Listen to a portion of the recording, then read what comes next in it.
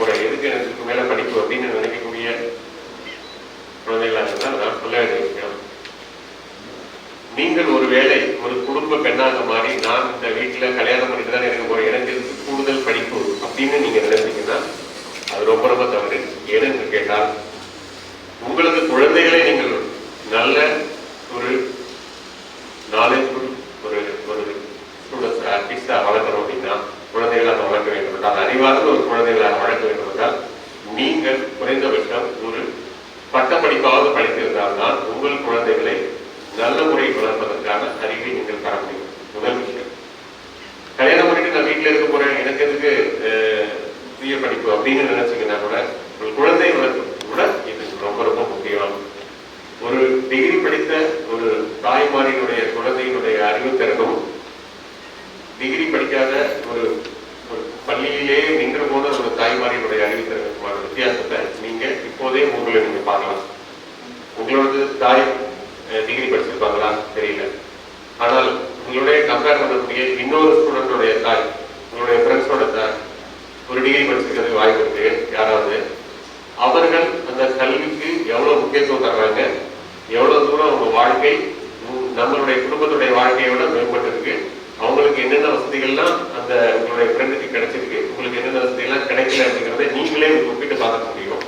உங்களுடைய வகுப்பு தோழிகளாக இருந்தவர்களுக்கு ஒரு டிகிரி படிச்ச அம்மா இருந்துச்சுன்னா அதை எப்படி அவங்க அந்த குழந்தைய வளர்த்துருக்காங்க, நம்ம வீட்டுல முழுமையாக படிக்காத ஒரு அம்மா இருக்கிற வீட்டுல நாம எப்படி வளர்ந்துருக்கோம், ரெண்டு கடையில் உள்ள வித்தியாசம் என்ன அப்படிங்கறத நீங்க உங்களுடைய வகுப்பு தோழர்களுமே படிச்சு நீங்க பார்த்து ஒப்பிட்டுக்கலாம்.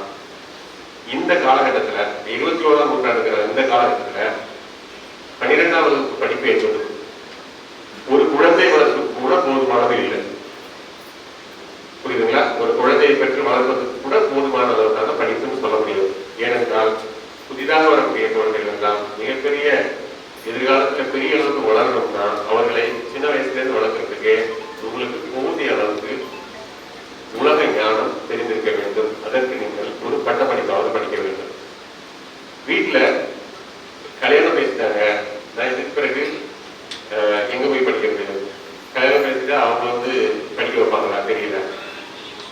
முதல் விஷயம், பெண்களுக்கான திருமண வயது அப்ரோப்ரியேட் திருமண வயது என்பது 21 வயது அப்படின்னு சொல்லி நாமெல்லாம் சொல்லிட்டு இருக்கோம். 18 வயது சட்டப்பூர்வ திருமண வயதுன்னு சொல்றோம். 18 வயதுக்கு உட்பட்டு யார் ஒருவர் திருமணம் பேச்சு எடுத்திருந்தாலும் அந்த வீட்டில் இருக்கக்கூடிய முயற்சி செய்யக்கூடிய எல்லா நபரும் குழந்தை திருமணத்தின் கீழ் சட்டபூர்வமான கடும் நடவடிக்கை எடுக்க உட்பட்டவர்கள். அப்பாவா இருந்தாலும் சரி, அம்மாவா இருந்தாலும் சரி, மாமாவா இருந்தாலும் சரி, பக்கத்தில் இருக்கிறதா இருந்தாலும் சரி, கல்யாணம் பண்ண போற மாப்பிள்ளையா இருந்தாலும் சரி, அத்தனை பேரையும் கடுமையான நடவடிக்கை எடுத்து என்ன சட்டபூர்வமா அதிகபட்ச சிக்கல் ஏற்படுமோ அது மாதிரி கஷ்டப்படக்கூடிய சூழ்நிலை ஏற்படும். 18 வயதுக்கு முன்னாடி யார் ஒருத்தரும் செய்தால் அது குழந்தை. சரி, 18 வயதுக்கு மேல போனா நான் கல்யாணம் 18 வயசு ஆயிடுச்சு நான் கல்யாணம் பண்ண போறேன் அப்படின்னா, ஆக்சுவலா நமது குழந்தைகள், அதாவது குழந்தை பிறப்பு அப்படின்னு சொல்லக்கூடிய குழந்தை பிறப்பு என்பது 21 வயதுக்கு மேல ஒரு பெண்ணுக்கு குழந்தை பிறப்பு நேர்ந்தால்தான் அந்த பெண்ணினுடைய உடல் அந்த குழந்தை பெயரை பெறுவதற்கு முழு தகுதியோட இருக்கும். எனவே 21 வயதுக்கு முன்னால் திருமணம் செய்வது என்பது கிட்டத்தட்ட அந்த குழந்தை அந்த பெண்களுடைய ஹெல்த்தை ரிஸ்க் எடுத்துக்கிற மாதிரி தான். இதை முற்றிலும் தவிர்க்க வேண்டும். ஏனென்றால் நமது பகுதிகளில் ஒரு குறிப்பிட்ட சில பகுதிகள் எல்லாம், குறிப்பாக நீங்கள்லாம் கயத்தாடு பகுதியில் சில பகுதிகள் இருக்கீங்க, அங்கே இருக்கக்கூடிய சிறைஞானபுரம் பகுதி மற்றும் இந்த பக்கம் புதூர் பகுதிகள் எல்லாம் குழந்தைகள் பிறக்கும் குழந்தைகளுடைய வளர்ச்சி என்பது ரொம்ப ரொம்ப குறைவா இருக்கு. ரொம்ப சின்ன குழந்தைகளா பிறகுது. அந்த குழந்தைகள் முழு உடல் திறனோடு அறிவுத்திறனோடு எதிர்காலத்தில் வளராமல் ஒரு சத்தற்ற குழந்தைகளாக பிறக்கிறதுக்கு காரணமே சிறு வயதில் முழு உடல் தகுதி பெறாத தாய்மார்கள் குழந்தைகளை பெற்றெடுப்பதுதான் காரணம். அந்த மாதிரியான ஒரு உடல் திறனற்ற, உடல் வளர்ச்சியற்ற, அறிவுத்திறனில் வளராத குழந்தைகளை பெற்றெடுக்க போகும் தாய்மார்கள் நீங்கெல்லாம் மாறிட்டீங்க. ஒண்ணு, நமக்கே போதிய அறிவு இல்லை குழந்தை வளர்ப்புக்கு, பெறப்போகும் குழந்தையினுடைய உடல் திறனும் அறிவுத்திறனும் போதிய அளவுக்கு இருக்காது. அடிப்படையில் திருமணம் என்ற பேச்சையை நீங்கள் 21 வயது வரை நீங்கள் எடுக்கவே கூடாது. அப்படி யார் ஒருத்தர் எடுத்தாலும் அவர்களெல்லாம் பின்னாடி இருக்கக்கூடிய தாய்மார்கள் யாராவது அப்படிதான் திருமணம் செய்து வைக்க போறேன் அப்படின்னு சொன்னாங்கன்னா மிக மிக தவறு. பின்னாடி இருக்கக்கூடிய மக்களுக்கெல்லாம் நான் சொல்கிறேன், உங்களுக்கு கஷ்டம் ஏற்பட்டுச்சு அதே கஷ்டத்தை தான் உங்களுடைய பசங்களுக்கு நீங்க ஏற்படுத்த போறீங்களா மட்டும் நினைச்சீங்க. இவர்களே ஒரு குழந்தை மாதிரி தான். இவர்களுக்கு ஒரு குழந்தை பேர் ஏற்படுற வகையில நீங்க எல்லாம் திருமணம் செய்து வைப்பதற்கு யாராவது ஒருத்தர் முயற்சி பண்ணாலும் அது மிக மிக தவறு. 21 வயதுக்கு முன்னாடி எந்த ஒரு பெண்ணுக்கும் மகப்பேறு குழந்தை பேரு ஏற்படுதல் அந்த பெண்ணுக்கும் துன்பம், அந்த பெறப்போற குழந்தையும் முழு வளர்ச்சியற்ற, முழு அறிவுத்திறனற்ற, முழு உடல் வளர்ச்சி பெறாத குழந்தையாக பிறக்கும். இது எதிர்காலத்திற்கும் துன்பம்.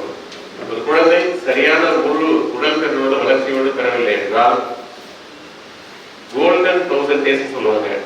கரு உருவாகி 1000 நாட்களுக்குள் அந்த குழந்தை முழு வளர்ச்சியை பெறவில்லை என்றால் அது முழு அறிவுத்திறனை வாழ்நாளில் பெறவே வராது. நீங்களாம் சில பேர் பாத்தீங்கன்னா சில உங்களுடைய வகுப்புல இருக்கக்கூடிய குழந்தைகளை மேத்தமெட்டிக்ஸ் வராது அப்படின்னு சொல்லிட்டு இருப்பாங்க. சில பேருக்கு சில சப்ஜெக்ட் வராது, சில பேருக்கு படிச்சா மறந்து போயிடும், சில பேருக்கு படிச்சா புரியவே புரியாது. ஏன் இதெல்லாம் நம்மளுக்கும் ஒரே மாதிரி தான் டீச்சர் சொல்லி தர்றாரு, நம்மளுக்கும் ஒரே மாதிரி தான் டீச்சர் சொல்லி தராங்க, அவங்களுக்கும் ஒரே மாதிரி தான் டீச்சர் சொல்லி தராங்க. ஏன் அவங்களுக்கு புரியல? அது எங்க உருவாச்சு அந்த பிரச்சனை அப்படின்னா, அவர்கள் சின்ன குழந்தைகளாக, சிறு குழந்தைகளாக, சின்ன பிறப்பில் இருந்து அது 1000 நாட்கள் வளரக்கூடிய அந்த நாட்களுக்குள் அதுக்கு போதிய சக்தி இல்லை, போதிய அறிவுத்திறன் வளரல, போதிய நியூரான்ஸ் மூளையில் வளரவில்லை. அதனால் ஏற்பட்ட பாதிப்பு அது பிற்காலத்தில் மாறவே மாறாது. அப்ப நீங்க பார்த்துக்கோ, ஒரு நல்லா படிக்கக்கூடிய குழந்தைக்கும் நல்லா படிக்காத குழந்தைக்கும் உள்ள சிக்கல் எங்க இருக்குன்னா, டீச்சர் நடத்துற இடத்துல எல்லாருக்கும் ஒரே மாதிரி தான் நடத்துறாங்க. டீச்சர் நடத்துற இடத்துல இல்ல, எங்க இருக்கு? அவங்க அம்மா அவர்களை வளர்த்து, அதாவது கருவில் இருந்து வளர்த்து ஒரு 1000 நாட்கள் வளர்த்து எடுத்து கொடுக்குறாங்கல்ல, அதுலேயே அதுக்கு போதிய சக்தி இல்லாத ஒரு குழந்தைகளாக, சத்தற்ற ஒரு குழந்தைகளாக வளர்ந்த சூழ்நிலை காரணமாக இப்ப உடம்பு நல்லா இருந்தாலும் உடம்பு விட நல்லா இருக்கும், மூளையினுடைய நியூரான் வளரவே வளராது. கிட்டத்தட்ட சமூகத்துல ஒரு ரொம்ப ரொம்ப ஒரு அறிவுத்திறனில் மேம்படாத ஒரு சமூக குழந்தைகளாக தான் அந்த குழந்தைகள்லாம் மாறி. இப்போதைக்கு நீங்க யாராவது ஒருத்தர் அந்த மாதிரி திருமணம் பண்ணி நான் அந்த மாதிரி ஒரு குழந்தை எல்லாம் பெற்று எடுத்து வளர்ப்பேன்னு சொன்னா அந்த மாதிரி குழந்தைகள் தான் அதெல்லாம் உருவாயிருக்கு. நான் மீண்டும் சொல்கிறேன், இது ரொம்ப ரொம்ப தவறான ஒரு செய்கை, அணுகுமுறை. குறிப்பாக இங்கே இருக்கக்கூடிய பெற்றோர்கள் யாராவது ஒருத்தர் தங்களது குழந்தைகளுக்கு 21 வயதுக்கு முன்னாடி நான் திருமணம் செய்து வைப்பேன் என்று யாராவது நினைப்பீர்கள் என்றால் அது மிக மிக தவறானது. அந்த நினைப்பை இப்பயே கைவிடுது. அது எதிர்கால சந்ததிக்கு மிக மிக தப்பான ஒரு போதிய அறிவு வளர்ச்சியற்ற ஒரு சந்ததியை உருவாக்குவதற்கு காரணமாகிவிடும். அந்த மாதிரி சேர்த்த பண்ணாது. சரி, அடுத்ததாக வீட்டில் கல்யாணம் செய்து வைக்கல, நானும் கல்யாணம் பண்ணிக்க விருப்பம் இல்லை, ஆனா எனக்கு படிக்க முடியல அப்படின்னு சொல்லக்கூடிய ஒரு சில பேர் இருக்கீங்க. ஏன் படிக்க முடியல அப்படிங்கிறத பத்தி முதல்ல தெரிஞ்சுக்கணும். ஏன் படிக்க முடியல? ஒண்ணு, நம்ம ஊரில் இருந்து வெளியூர் போய் படிக்க எனக்கு முடியல, ஊர் பக்கத்துல காலேஜ் இல்லை. அடுத்தது, அதுல ரொம்ப கடினமான கேள்வியெல்லாம் திருப்பியும் பரீட்சை எழுதி மீண்டும் அங்க போய் பரீட்சை எழுதி எல்லாம் எனக்கு இந்த வேலையே இதோட நிறுத்தி சொல்றேன். எனக்கு போறதுக்கு பயமா இருக்கு. ரொம்ப தூரமா இருக்கக்கூடிய ஒரு இடத்துக்கு போயிட்டு வர்றதுக்கு பயமா இருக்கு. அங்கெல்லாம் போயிட்டு எப்படி வர்றது, அதெல்லாம் எனக்கு பழக்கமே இல்லை. இது போன்ற பல காரணங்களால படிக்க பிடிக்காம இருக்கலாம். ஒரு விஷயம் மட்டும் நினைச்சீங்க, ஸ்கூல் படிப்பை விட கல்லூரி படிப்பு என்பது எளிமையானது. நான் சொல்வதை விட இங்க கூடிய கல்லூரி பேராசிரியர்கள் சொல்லுவாங்க. ஏன்னு கேட்டால், ஸ்கூல் படிப்புல நம்மளுக்கு ஆண்டு தேர்வு வருகிறது. ஆண்டு தேர்வில் பாஸ் ஆனோம்னா பாஸ், ஃபெயில் ஆனோம்னா ஃபெயில், அந்த மாதிரி எல்லாம் நம்மளுக்கு ரொம்ப எளிமையா கற்று சொல்லிடுவாங்க. ஆனா கல்லூரி எல்லாம் அப்படி கிடையாது. கல்லூரியில் தேர்ச்சி அடைந்தாலும் 3 ஆண்டுகளுக்குள் அந்த எல்லா தேர்வுகளையும் எழுதி தேர்ச்சி அடைவதற்கான முழு வாய்ப்பு வழங்குவாங்க. அதெல்லாம்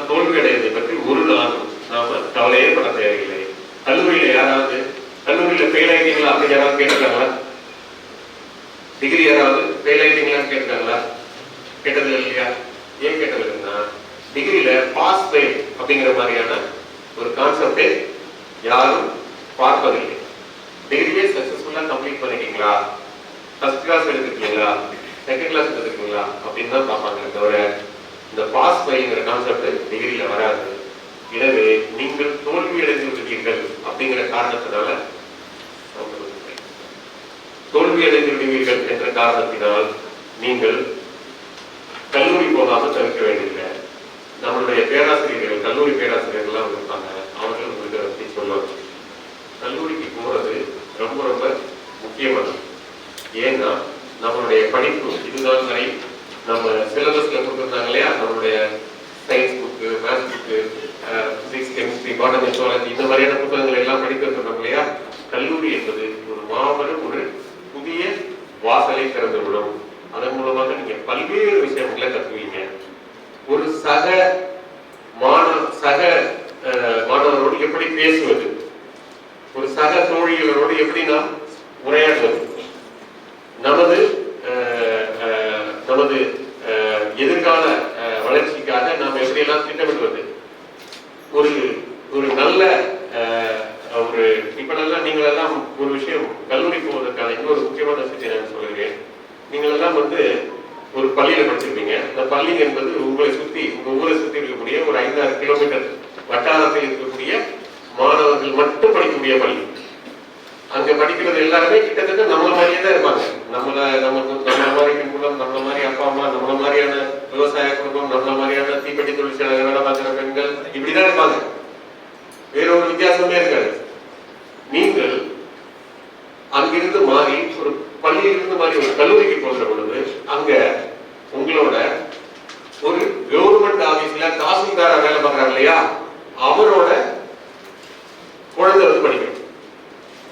ஒரு டாக்டரோட பையன் படிப்பாங்க.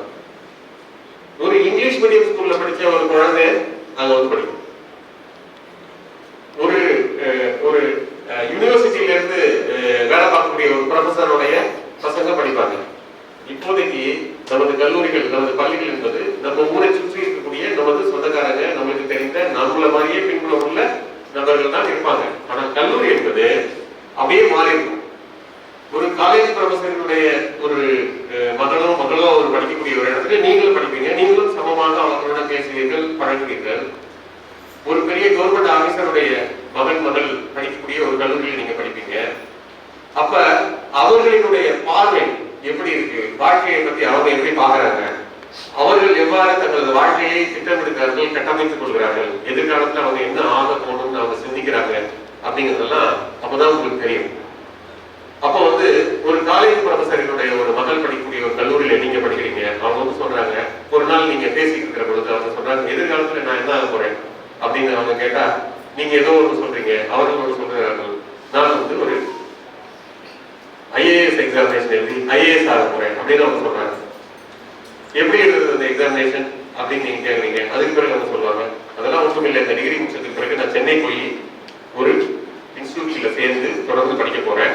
இந்த ஒரு வருஷம் படிச்சுட்டு அதுக்கு பிறகு என்னால பிரிலிமினரி பாஸ் பண்ணிட முடியும். அதுக்கு நான் இப்போயில இருந்தே தயாராகிட்டு இருக்கேன். இந்த மாதிரி என்ன புத்தகம் அப்படிங்கிற ஒரு புத்தகத்தை எடுத்து காமிக்கிறாங்க. அந்த புத்தகத்தை நீங்க அப்பதான் பாக்குறீங்க. எப்படி படிக்கணுங்கிற விஷயத்த அப்பதான் நீங்க எல்லாரும் பண்றீங்க. அப்போ போய் சென்னையில போய் படிக்கிறதுக்கு செலவு அதிகமாகுமா அப்படின்னு கேட்டா, எங்க அம்மா எனக்கு ஃபீஸ் கட்டி படிக்க வச்சிருவாங்க, ஆனா எங்க அம்மா பண்ண மாட்டாங்க, உங்க அம்மா படிக்க வச்சிருவாங்க, எங்க அம்மா பண்ண மாட்டாங்களே அப்படின்னு நீங்க திருப்பி அவங்க கிட்ட இன்டராக்ட் பண்ற பொழுதுதான் உங்களுக்கு ஒரு வழி கிடைக்கும். சென்னையில ஐஏஎஸ் படிப்பதற்கு காசு இருந்தா மட்டும் தேவையில்லை, காசு இல்லாமலே படிக்கிறதுக்கு நிறைய வழிகள் வகைகள் இருக்குது அப்படிங்கறத அப்ப நீங்க தேடி கண்டுபிடிப்பீங்க. அங்க போய் அது சம்பந்தமாக யாராவது ஒரு ப்ரொஃபசர்ஸ் கேட்டீங்கன்னா அந்த ப்ரொஃபசர் உங்களுக்கு வழி காட்டுவாரு. நீ இந்த எக்ஸாம் எழுதினீங்கன்னா உனக்கு ஃப்ரீயா கோச்சிங் கொடுப்பாங்க, நீ அங்க போய் சேர்ந்துக்கலாம். இந்த வாய்ப்பு எங்க கிடைக்கும் அப்படின்னா ஸ்கூல்ல கிடைக்கவே கிடைக்காது. ஏன்னா ஸ்கூல்ல இருக்கக்கூடிய மாணவர்கள் யாரும் இது போன்ற பெரிய உங்களை மாதிரி மெச்சூரான ஒரு மாணவர்கள் கிடையாது. சின்ன பசங்க எல்லாமே, சின்ன குழந்தைகள். இந்த குழந்தை நிலைமையில தான் இருக்கீங்க நீங்க எல்லாரும். இந்த வாய்ப்பு எல்லாமே எங்க கிடைக்கும்னா காலேஜ்ல கிடைக்கும். ப்ரொஃபசர்ஸ் அப்படிங்கிறவங்க பாத்தீங்கன்னா உங்களுக்கு ஸ்கூல் டீச்சர் மாதிரி ரொம்ப ரொம்ப ஸ்ட்ரிக்டா அது மாதிரி எல்லாம் இருக்க மாட்டாங்க. அவர்கள் ரொம்ப ஃப்ரெண்ட்லியா இருப்பாங்க. உங்களோட பேசுற பொழுது ரொம்ப ஃப்ரெண்ட்லியா இருப்பாங்க. இப்போ இன்னைக்கு வந்து நாகப்பட்டி காலேஜ்லேருந்து பவானி மேடம் வந்திருக்காங்க, அசிஸ்டன்ட் ப்ரொஃபஸர். அவங்க வந்து ரொம்ப ஃப்ரெண்ட்லியா இருப்பாங்க, மாணவர்களோட ரொம்ப ஜாலியாக பேசிக்கலாம். நான் நிறைய பார்த்துருக்கேன், இந்த மாதிரி நிறைய ப்ரொஃபஸர்ஸ் இருப்பாங்க. ஸோ நீங்கள் நினைக்கிற மாதிரி ஸ்கூல் டீச்சர் மாதிரி ரொம்ப ஸ்ட்ரிக்டா ரொம்ப அந்த மாதிரிலாம் இருக்க மாட்டாங்க. என்ன கேட்டாலும் என்ன ஆலோசனை கேட்டாலும் அவங்களோட பேசிக்கிற அளவுக்கு ஒரு ஒரு ஃப்ரெண்ட் மாதிரி பேசி உங்களுடைய லைஃப்பை எப்படி லீட் பண்ணணும் அப்படிங்கிறதுக்கு முன்னுதாரணமாக அவங்களே நிறைய வழிவகைகளை சொல்லி தருவாங்க. அந்த வாழ்க்கை பாடமெல்லாம் இருக்குல்ல, அது எதையுமே நம்ம ஸ்கூல்ல லேர்ன் பண்ண முடியாது. காலேஜில் நம்ம இந்த மாதிரி ஒரு ஒரு முன்னுதாரணமான ஒரு பேராசிரியர்கள், அதே போன்று நம்மோடு படிக்கக்கூடிய சிறந்த நிலைமைக்கு போகணும்னு ஆஸ்பயர் பண்ணக்கூடிய நம்மளுடைய ஃப்ரெண்ட்ஸு, அவர்கள் எவ்வாறு போகிறார்கள் என்ற பாதை, இது எல்லாம் பார்த்து தான் நம்ம வாழ்க்கையை தீர்மானிப்போம். இந்த இடத்துக்கு தான் நம்ம வாழ்க்கையை தீர்மானிப்போம். காலேஜ் லைஃப்ங்கிறது தான் உங்களுடைய உண்மையான எதிர்கால வாழ்க்கையை எப்படி போகுது என்பதை தீர்மானிப்பதற்கான ஒரு இடம். பள்ளிக்கூடம் என்பது எல்லோரும் முடிக்கக்கூடிய ஒரு இடம். அதில் இருந்து அவர்கள் எங்கே போகிறார்கள் தான் மாற்றம் அடையும். காலேஜ் லைஃப்பை நீங்க மிஸ் பண்ணீங்க அப்படின்னா உங்களுக்கான எதிர்கால வாய்ப்பை நீங்கள் பெரிய அளவுக்கு இழக்க போகிறீர்கள் அப்படின்னு அர்த்தம். நீங்க வேலை வாய்ப்பு ஒன்று போக வேண்டும் என்றால் நிச்சயமாக ஒரு கல்லூரிக்கு படித்தே ஆக வேண்டும். நீங்கள் 12ஆம் வகுப்பு படித்துட்டு சில பேர் நான் வேலைக்கு போறேன் அப்படின்னு சொல்ற பொழுது உங்களுடைய ஒரு நாள் சம்பளம் எவ்வளவு, ஒரு மாத சம்பளம் எவ்வளவு என்று கணக்கு தெரிகிறது என்றால் ஒரு நாளுக்கு சம்பளம் 500 ரூபாய், ஒரு மாதத்துக்கு சம்பளம் 10,000 ரூபாய் அல்லது 15,000 ரூபாய் வரும். இப்பொழுது அது ரொம்ப பெரிய தொகையா தெரியும். ஆனால் ஒரு காலத்திலும் அது 50,000 ரூபாய் மாறவே மாறாது. சரிங்களா? இப்போது நீங்க போய் வேலை பார்க்கிற பொழுது எனக்கு ஒரு 10,000 ரூபாய் சம்பளம் கிடைக்குது, 15,000 சம்பளம் கிடைக்குது, இதனால நான் வேலைக்கு போறேன் அப்படின்னு சொன்னா, இப்பொழுது நீங்கள் இருக்கக்கூடிய இந்த நிலைமையிலிருந்து நீங்க வேலை பார்த்தால் உங்களுக்கு உடனடியே அந்த 10,000 ரூபாய் கிடைக்கிறது ஒரு பெரும் தொகையாக இருக்குமே தவிர, ஆனால் ஒரு காலம் அது 50,000 ரூபாயாக மாறுவதற்கு வாய்ப்பே இல்லை. அது எல்லா தீப்பெட்டி தொழிற்சாலைகளையும் தணிக்கை செய்யக்கூடிய ஒரு ஆடிட்டரா வரக்கூடாதா? நான் தீப்பெட்டி எடுக்கக்கூடிய அதே வேலையில தான் இருக்கணுமா அப்படின்ற மட்டும் யோசிங்க. அப்படிங்கிறதுக்காக வேலைக்கு போனீங்கன்னா you will never become a self-sufficient person. உங்களால எதிர்காலத்துல ஒரு உயரமான நல்ல வேலைக்கு, நல்ல இடத்துக்கு, நல்ல ஊதியத்தோட சம்பளத்துக்கு போகவே முடியாது. நீங்கள் உங்களது தனித்திறன்களை வளர்த்துக்கொண்டு ஒரு கணினி படிப்பு படித்து ஒரு கம்ப்யூட்டர் சாஃப்ட்வேர் தெரிந்த ஒரு பர்சனாக மாறுகிற பொழுது, அது ஒரு ஆபீஸ்ல ஒரு கம்ப்யூட்டர் ரிசோர்ஸ் பர்சன் ஆகவோ, அல்லது ஒரு அக்கௌண்டன்ட் ஆகவோ, ஒரு ஃப்ரண்ட் ஆபீஸ் அசிஸ்டன்ட் ஆகவோ, அல்லது ஒரு மெடிக்கல் துறையில ஒரு பேராமெடிக்கல் படித்த ஒரு டிஎம்எல்டி படித்து ஒரு மெடிக்கல் டெக்னீஷியன் ஆகவோ, அல்லது வேறு சில டெக்னீஷியன்ஸ் கோர்சஸ் எல்லாம் இருக்கு. இதெல்லாம் படிச்சுட்டு நீங்க போற பொழுது ஏற்படக்கூடிய உங்களுடைய அந்த வளர்ச்சி என்பது, ஒரு டிகிரி படிச்சுட்டு அதன் மூலமாக போகக்கூடிய அந்த வளர்ச்சி என்பது, நீங்கள் ஒரு +2 படித்துவிட்டு அதன் மூலமாக உங்களால் போகவே முடியாது. 3 ஆண்டுகளுக்கு நீங்கள் தயவு செய்து விட்டுவிடுங்கள். இந்த 3 ஆண்டுகளுக்கு நீங்க விட்டுவிட்டீர்கள் என்றால் இவர்களது வாழ்க்கையை சொந்த காலில் நிற்பதற்கு இவர்கள் தயாராவார்கள். அது மட்டும் இல்லாமல் இவருடைய எதிர்காலத்தில் அவருடைய குடும்பத்தை அவர்கள் முழுமையாக நடத்துவதற்கும் மேல போவதற்கும் இந்த வாய்ப்பு ஒரு பெரிய வாய்ப்பு. இந்த 3 ஆண்டுகளுக்கு நிச்சயமாக இவருடைய உயர்கல்வி படிப்பதற்காக விட்டுவிடுங்கள். திருமண ஏற்பாடுகள் செய்திருந்தால் தயவு செய்து தள்ளி வைத்து விடுங்கள். யாராவது திருமணம் ஏற்கனவே செய்திருந்தாலும் திருமணம் என்பது படிப்பதற்கு தடையல்ல. திருமணம் செய்த பல பேர் பல்வேறு உயரங்களில் படித்து பல்வேறு இடத்துக்கு போயிருக்கிறார்கள். திருமணம் செய்தவர்களும் நிச்சயமாக கல்லூரிக்கு சென்று படிக்கலாம். அதை படிப்பதை உறுதி செய்யுங்கள். ரொம்ப ரொம்ப முக்கியம். இதில் பெரும்பாலானவர்கள் பெண் குழந்தைகளாக இருக்கிறீர்கள். நமது ஊரில் பெண் குழந்தைகள் படிக்க வேண்டும் என்பதற்காக எத்தனை முயற்சிகளை நமது அரசாங்கம் எடுத்து வருகிறது. புதுமை பெண் திட்டம் அப்படிங்கிற ஒரு திட்டம் கொண்டு வந்து உங்களுடைய ஒவ்வொரு மாதமும் உங்களுக்கு படிக்கக்கூடிய ஒவ்வொரு மாதமும் 1000 ரூபாய் உதவித்தொகை கொடுத்து உங்களுக்கு படிப்பை உறுதி செய்கிறது. அது மட்டும் இல்லாமல் நீங்கள் ஆண் குழந்தைகளாக இருந்தால் அவர்களுக்கு தமிழ் புதல்வர் திட்டத்தின் கீழ் அதுவும் ஒவ்வொரு மாதமும் 1000 ரூபாய் உதவி தொகை கொடுத்து அவர்களுடைய படிப்பை உறுதி செய்கிறது. எனவே படிப்பதற்கு அந்த பணமே போதும், படிப்பதற்கு அந்த பணமே போதும். அந்த பணத்தை வைத்து முழுமையாக படித்து விடலாம். அது இல்லாமல் தொடக்க நிலையில் நீங்கள் எல்லாம் கல்லூரியில் சேர்வதற்கு உங்களுக்கு எந்த பொருளாதார சிக்கல் இருந்தாலும் சரி, அது எல்லாத்தையும் நாங்கள் பார்த்துக்கிறோம். இங்க இருக்கக்கூடிய கல்லூரிகள் உங்களுக்கு உதவ தயாராக இருக்கிறார்கள். அரசு கல்லூரியில் அவ்வளவு இடங்கள் காலியாக இருக்கின்றன. நாங்களே பல பேருக்கு நானே ஃபீஸ் கட்டி பல பேரை படிக்க வைத்துக் கொண்டிருக்கிறோம். கல்லூரிக்கான கட்டணம் அதெல்லாம் பற்றி நீங்கள் கவலைப்படாமல் அதையெல்லாம் நிச்சயமாக நம்மளால் செய்து கொடுத்து விட முடியும். நாம் முயற்சி செய்தால் அதற்கான வாய்ப்புகள் சேரும். கல்லூரிக்கான கட்டணம் 5000 ரூபாய் இல்லை 10,000 ரூபாய் இருக்கும். இதை முயற்சி செய்தால் நிச்சயமாக நம்மளால் பெற்றுவிட முடியும்.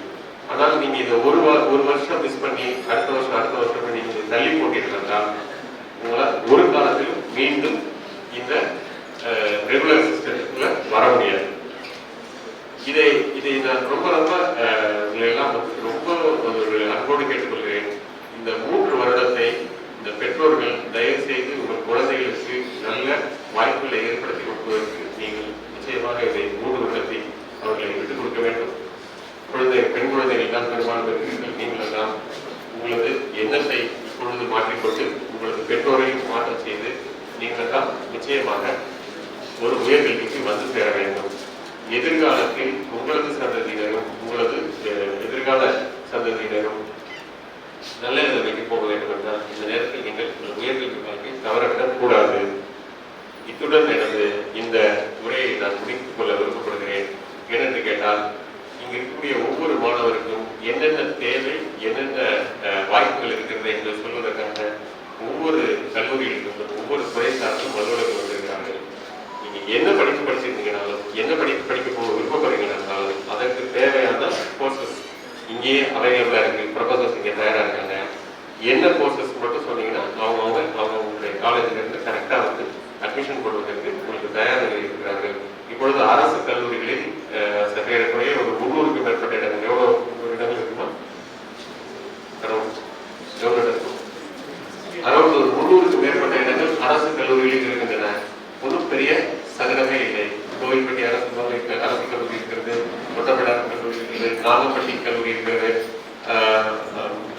விளாசிக்குளம் நாகலாபுரம் கல்லூரி இருக்கிறது, விளாசிக்குளத்தில் கல்லூரி இருக்கிறது, இந்த சைடு ஒட்டப்பட இருக்கிறது, சாத்தாங்குளம், மற்றபடி தூத்துக்குடியில் நிறைய அரசு உதவி பெறும் கல்லூரிகள் இருக்கிறது. அது மாதிரி நிறைய கல்லூரிகள் இருக்கிறது. எல்லா கல்லூரிகளிலும் இடத்துக்கான வாய்ப்பு நிச்சயமா இருக்கிறது. எந்த கல்லூரிகளை நீங்கள் படிக்க வேண்டும் என்று சொல்லுங்க. சில பேர் பேராமெடிக்கல் கோர்சஸ் படிக்கணும்னு சொல்லியிருக்காங்க. நேற்று இரவு அதற்கான பேராமெடிக்கல் கோர்ஸுக்கான ஒரு நோட்டிபிகேஷனை நேற்று இரவு நாங்கள் ரிலீஸ் செய்திருக்கிறோம். இன்று முதல் 12ஆம் தேதி வரை அதற்கான அப்ளிகேஷன்ஸ் வாங்கிக்கலாம். இங்கேயே அப்ளிகேஷன் வாங்கி நீங்கள் கொடுத்துருக்கீங்கன்னா அந்த அப்ளிகேஷன்ஸையும் ப்ரோட்டினை பண்ணி 16ஆம் தேதி உங்களுக்கு அட்மிஷன் தந்து விடுவார்கள். பேராமெடிக்கல் கோர்ஸ் பெரிய செலவே இல்லாமல் நமது தூத்துக்குடி மருத்துவக் கல்லூரியில் படிக்கலாம். வெறும் 1000 ரூபாய் ஃபீஸ், அதெல்லாம் ஒரு ஃபீஸே இருக்காது உங்களுக்கு. அதெல்லாம் ஒரு தொகையே இல்லாமல் வெறும் இலவசமாகவே நம்ம படிக்கலாம். பேராமெடிக்கல் கோர்ஸ் படித்தவுடன் இதற்கு பெரிய வேலை வாய்ப்புகள் இருக்கின்றன. இது போன்ற வேலை வாய்ப்புகள் குறித்தும் அதுக்கான வாய்ப்புகள் குறித்தும் இங்கு சுருக்கமாக நமது கல்லூரியிலிருந்து வந்திருக்கக்கூடியவர்கள் அல்லது துறை சார்ந்த உங்களுடன் பேசுவார்கள். இந்த வாய்ப்பை நீங்கள் ஒரு காலத்திலும் மிஸ் பண்ண போறாங்க. நான் இறுதியாக ஒரே ஒரு விஷயத்தை மட்டும் கேட்டு நான் விடைபெற நினைக்கிறேன். யார் ஒருத்தவங்க காலேஜ் போக விருப்பப்படுறேன், ஆனா எனக்கு பொருளாதார கஷ்டம் இருக்கு அப்படின்னு மட்டும் கை தூக்குங்க. காலேஜ் போக விருப்பப்படுறேன், பொருளாதார கஷ்டம் இருக்கு, ஜஸ்ட் அதை மட்டும் கை தூக்குங்க. வேற எதுவும் கல்யாணம் பண்ற அம்மா என்ன படிக்க சொல்ல அந்த கதையெல்லாம் இல்லை. அந்த காலேஜ் கல்லூரிக்கு எடுத்துங்க. கல்யாணம் பண்ணி வைக்க போறேன் அப்படின்னு நினைப்புல இருக்கிறவங்க முதல்ல அதை கைவிட்டுருங்க. இது ரொம்ப ரொம்ப முக்கியம். இதை இந்த பொருளாதார சிக்கல் இருக்கிறவங்க எல்லாருமே நம்ம சரி பார்த்துக்கலாம், அதெல்லாம் சரி பண்ணிக்கலாம். நிச்சயமாக நமக்கு வாய்ப்புகள் நிறைய இருக்கின்றன. எல்லாருக்கும் நம்ம இது பண்ணிக்கலாம். இதை பொறுத்தவரையும் மாணவர்கள் நான் முதன்மையாக சொல்வது பெரும்பாலும் அரசு கல்லூரிகளை தேர்ந்தெடுத்து படியுங்கள்.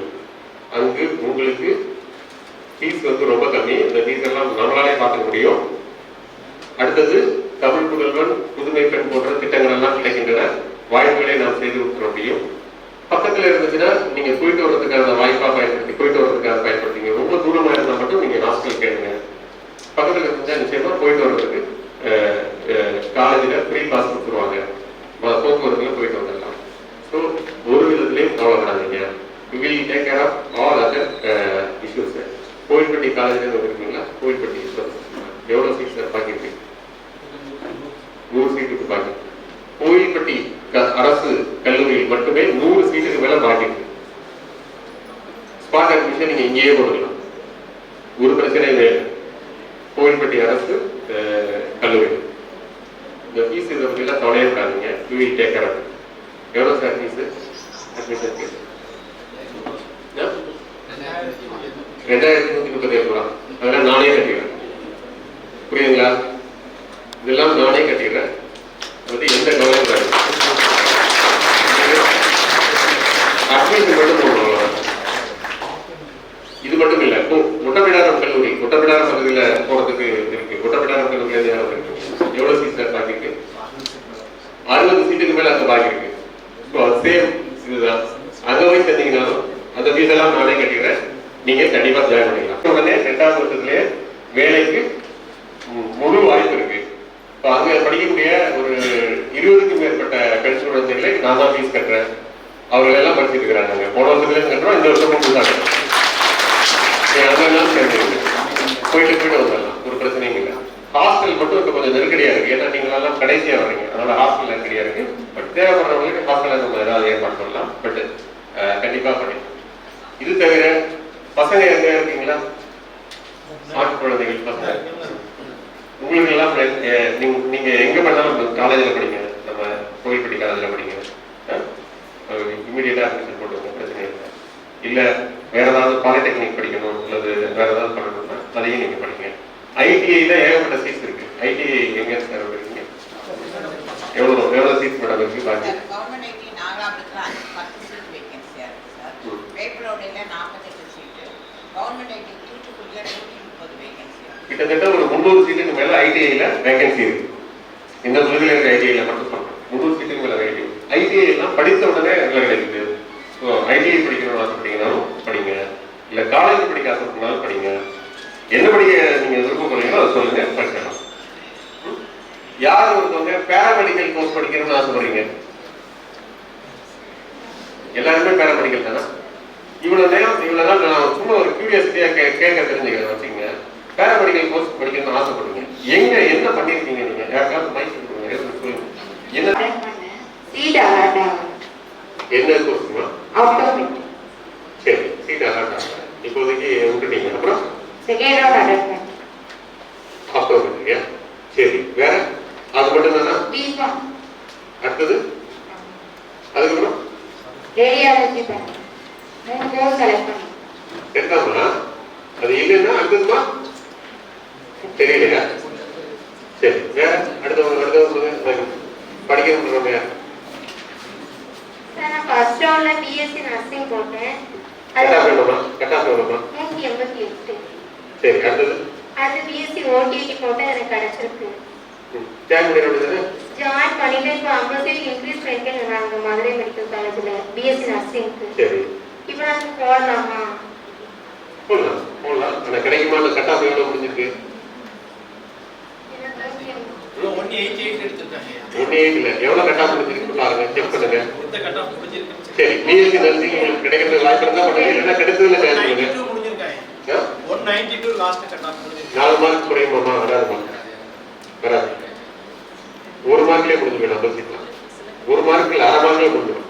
சான்சஸ் இல்லை, கிடைச்சது ஜாயின் பண்ணிடுங்க. வேற